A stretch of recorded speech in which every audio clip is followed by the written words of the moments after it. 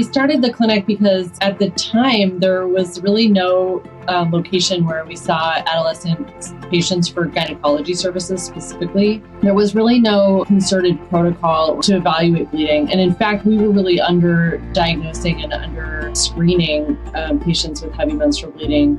And now we see how many people were really hiding under the surface, needing treatment. So I'm Tracy, and this is my daughter, Anna Joy.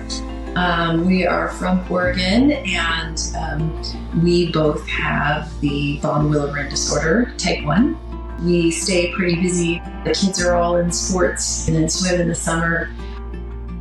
Anna Joy dabbles as a chicken farmer. She has a flock of chickens. I currently have 11.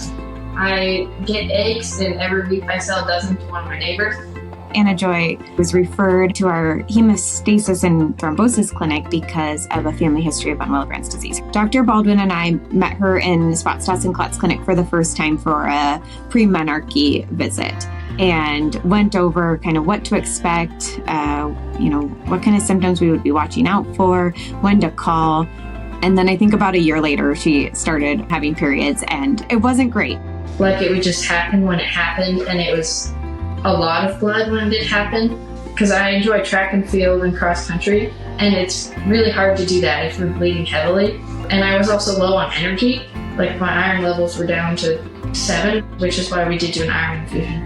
So we were able to get her right into clinic pretty quickly thereafter, and Dr. Baldwin was able to chat with her and her mom and make a decision about what treatments to pursue. So since I also have von Willebrand's, I came into this experience with my daughter with a lot of ideas of how it probably shouldn't go. We didn't know in my family when I was young that we did have this genetic bleeding disorder. So when I started menstruating, we didn't know what to look for. And the minute they said we have Spot, Stots, and Clots clinic, for me, it was like a visceral reaction, like, oh, that's what I would have needed. I could have had a different trajectory. We're really fortunate here at OHSU to have an adult hematology gynecology clinic, so we can refer the moms and aunts and grandmas and everybody to the adult hematologist. The connection between the two departments was really powerful and strong, and something I had already experienced with my hematologist and the connection there to the Women's Center.